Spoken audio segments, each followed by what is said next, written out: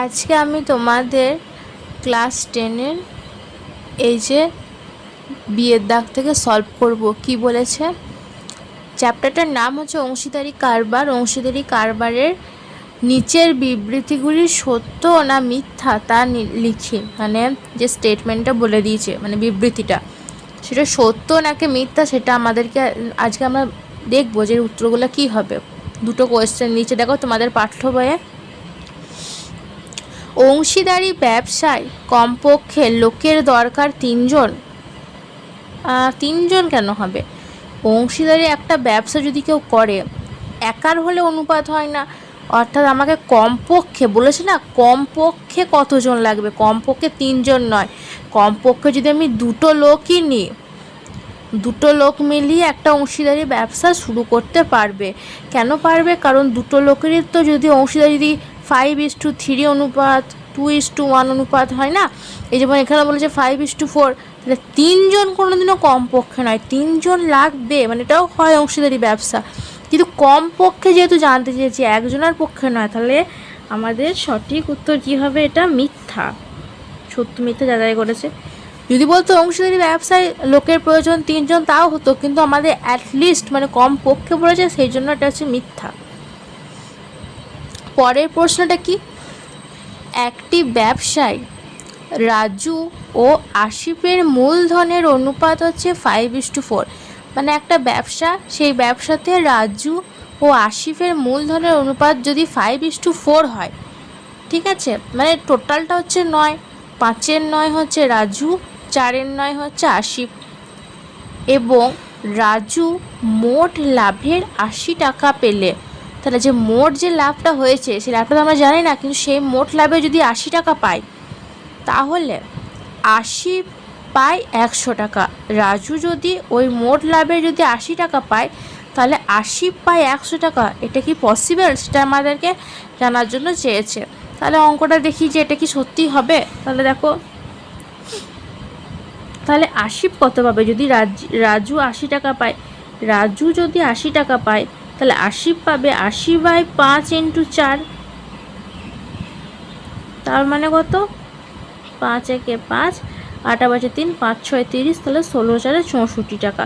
তাহলে 64 টাকা আসিফ পাচ্ছে, কিন্তু আমাদের বলে দিয়েছে 100 টাকা, তাহলে মানে ওটা পসিবল নয়। যে এটা কীভাবে হবে, তাই না? কারণ এবার আমি তোমাকে দেখাচ্ছি কেন হচ্ছে জানো।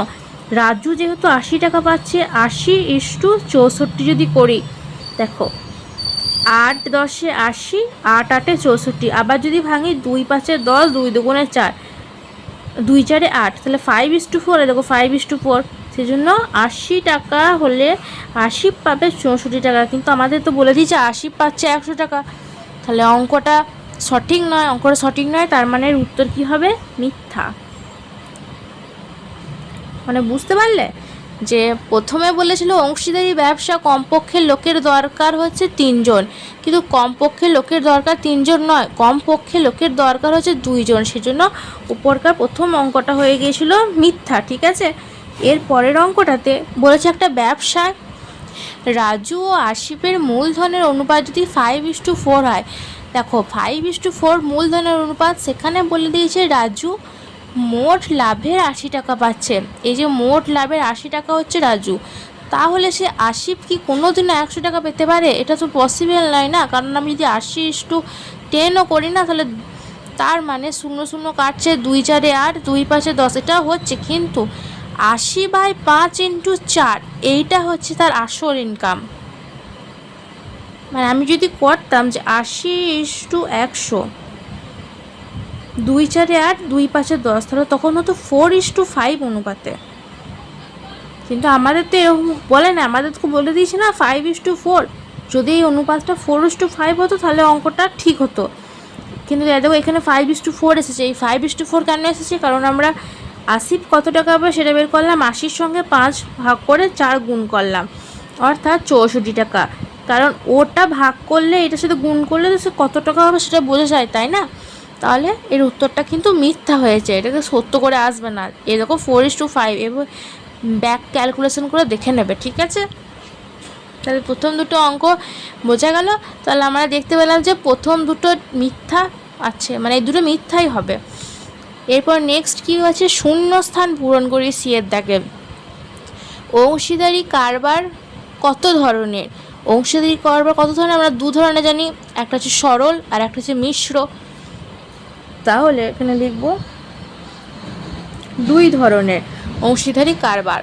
এরপরের প্রশ্নটা কি, অন্য কোনো শর্ত ছাড়া অংশীদারি ব্যবসায় অংশীদারগণ সমান সময়ের জন্য মূলধন নিয়োজিত করলে তাকে অংশীদারি কারবার বলে। মানে কোনো রকম শর্ত দেয় নাই, অন্য কোনো শর্ত ছাড়া অংশীদারি ব্যবসা, মানে দুজনা বা তিনজনা মিলে একটা অংশীদারি ব্যবসা করেছে, অংশীদারগণ মানে যারা ব্যবসা নিয়োগ ছিল তারা সমান সময়ের জন্য, মানে একই টাইম সেম সময়ের জন্য মূলধন নিয়োজিত করলে, মানে সেই মূলধনটা যদি নিয়োজিত করা হয় তাকে ড্যাশ অংশীদারি বলে। তাহলে এই শূন্যস্থানে কী হবে, মানে সবই সমান, মানে কোনো কিছুই মানে ঘাবলা চেষ্টা করে নাই, তাহলে কী বলবো, সরল অংশীদারি। মানে এটা তো মানে যদি মিশ্র বলতো তাহলে হয়তো কিছু হতো, কোনো শর্ত থাকতো বা কোনো কিছু মানে একটা অন্যরকম ঘটনা থাকতো, কিন্তু এখানে বলে দিয়েছি না সমস্ত কিছু মানে কোনো শর্ত ছাড়া, কোনো শর্ত নাই, সমান সময়, এখানেও সমান, আর সমান মূলধন যদি নিয়োজিত করা হয় তাহলে তাকে কি বলা হয়, এটা হবে সরল অংশীদারি কারবার। তখন তাকে আমরা কি বলবো, সরল অংশীদারি কারবার। যদি এটা এরকম হবে তো যে কোনো শর্ত নিয়ে অংশীদারি ব্যবসায় যদি সমান সময়ে না হয় তখন ওটা মিশ্র হবে, কিন্তু এটা যখন সমস্ত কিছু সমান বলেছে, শর্ত কোনো দেয় নাই, তাহলে এর উত্তরটা হবে সরল অংশীদারি কারবার। ওকে, পরের অঙ্কটা দেখি, অন্য কোনো শর্ত ছাড়া অংশীদারি ব্যবসায় অংশীদারগণ ভিন্ন ভিন্ন সময়, দেখো বলে দিয়েছে ভিন্ন ভিন্ন সময়, আগের ক্ষেত্রে বলেছিল সমান সময়, ভিন্ন ভিন্ন সময়ের জন্য মূলধন নিয়োজিত করলে তাকে ড্যাশ অংশীদারি কারবার বলে। তাহলে আগেরটার সাথে এর পার্থক্যটা কোনটা, সময়ের পার্থক্য। শর্ত কিন্তু দুটোতেই দেয় না, কিন্তু এটা সমান সময় হয়েছিল বলে সরল অংশীদারি কারবার হয়েছে। কিন্তু এইখানে বলেছে দেখো অন্য কোনো শর্ত ছাড়া, কোনো শর্ত দেয় নাই, অংশীদারি ব্যবসাটাতে অংশীদারগণ ভিন্ন ভিন্ন সময়ের জন্য, তাহলে সময়টা চেঞ্জ হয়ে যাচ্ছে, ভিন্ন ভিন্ন সময়ের জন্য মূলধন নিয়োজিত করলে, যদি সেই মূলধনটা নিয়োজিত করা হয় তাকে ড্যাশ অংশীদারি কারবার বললে তাকে বলা হয় মিশ্র। ঠিক আছে, এবার দেখো এখানে কত সুন্দর একটা জিনিস দেখো, প্রথমে বলেছিল অংশীদারি কারবার হচ্ছে কত ধরনের, দুই ধরনের। তাহলে আমরা দুই ধরনের অংশীদারি কারবার প্রথমে প্রশ্নতে জানতে পারলাম। এবার আমাদের সেকেন্ড প্রশ্নটা কি বলেছে, যে দেখো দুই ধরনের অংশীদারি কারবারের একটা করে মানে কাকে বলে জিনিসটা সেটাই বলে দিয়েছে। প্রথমটাতে বলেছিল অন্য কোনো শর্ত ছাড়া, মানে কোনো শর্তই নাই, অংশীদারি ব্যবসায় অংশীদারগণ সমান সময়ের জন্য মূলধন নিয়োজিত করলে, সমান সময়, এখানে সময়টা সেম ছিল, সমান সময়ের জন্য মূলধন নিয়োজিত করলে তাকে কি বলা হয়, সরল অংশীদারি কারবার বলে। এখানে যেহেতু সময়টা সমান ছিল, কোনো কিছু চেঞ্জ হয় না, তাই সেটাকে বলা হয় সরল। তাহলে অংশীদারি কারবার দুই ধরনের, প্রথম ধরন হচ্ছে সরল অংশীদারি কারবার। সেকেন্ড কোয়েশ্চেনটা ছিল অন্য কোনো শর্ত ছাড়া, মানে এটা কনস্ট্যান্ট ধ্রুবক রাশি যেটাকে বলছে, অংশীদারি ব্যবসায় অংশীদারগণ ভিন্ন ভিন্ন সময়ের জন্য মূলধন নিয়োজিত করলে তাকে কি বলা হয়, মিশ্র অংশীদারি কারবার বলা হয়। এই যে আছে না এখানে ভিন্ন ভিন্ন সময়ের জন্য যেহেতু বলেছে, তাই সেটা হচ্ছে মিশ্র অংশীদারি কারবার।